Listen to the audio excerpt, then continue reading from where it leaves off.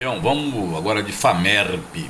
FAMERP 2023, vamos começar fazendo algumas questões.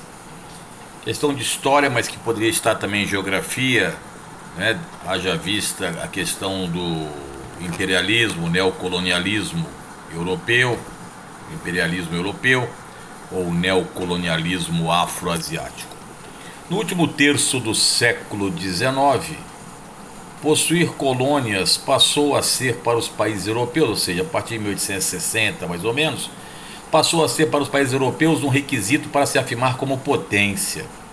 Por isso, na corrida por territórios na África, iniciada pela França e pela Grã-Bretanha, logo se envolveram a Alemanha, a Itália e até mesmo um indivíduo, Leopoldo II, rei dos belgas, que foi crudelíssimo lá na África Central. Alberto da Costa e Silva, África explicada aos meus filhos, 2008. O excerto caracteriza uma disputa entre países europeus. Bom, esse excerto aí mostra muito aquela situação do Tratado de Berlim ou Conferência de Berlim, que foi feita em 1884 e 85, né, e teve como grandes ali mediadores, vamos dizer assim, Otto von Bismarck e Jules Ferry, da França, Otto von Bismarck, da Alemanha. O excerto caracteriza uma disputa entre países europeus que inviabilizou a exploração dos recursos naturais da África e anteriormente a própria consolidação da hegemonia europeia sobre o continente africano. Essa questão é falsa. Aliás, nunca se tirou tanto da África quanto quando os europeus foram para lá, alegando então as matérias-primas africanas, depois das matérias, de certa forma, as matérias-primas da América Latina, sustentarem aí desenvolvimentos de países europeus. Ah, isso é ideológico. Então vai lá na faculdade de História e depois a gente conversa. Então, falso. Facilitou a resistência dos povos africanos à tentativa de domínio estrangeiro e simultaneamente a formação da ideologia do pan-africanismo. Não. Temos até um vídeo sobre a África onde eu falo sobre o Tratado de Berlim. É só procurar na playlist da África. Os povos africanos foram submetidos a esta situação toda, né?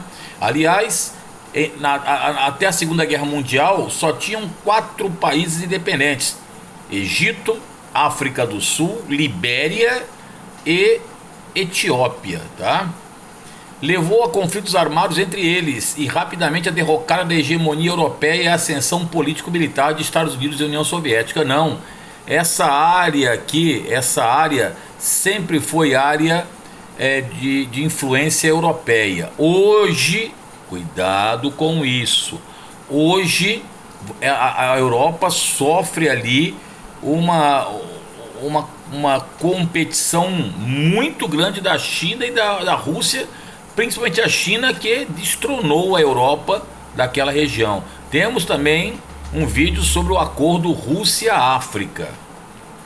Provocou a divisão das áreas coloniais da África, isso, a criação dos países artificiais, países com fronteiras retilíneas, baseadas nos paralelos e meridianos, unindo sob o mesmo território povos com grandes rivalidades que provavelmente tenha dado origem aos conflitos atuais na África. Provocou a divisão das áreas coloniais na África a partir de interesses externos ao continente africano e posteriormente um dos motivos da Primeira Guerra Mundial, né, entre os países europeus.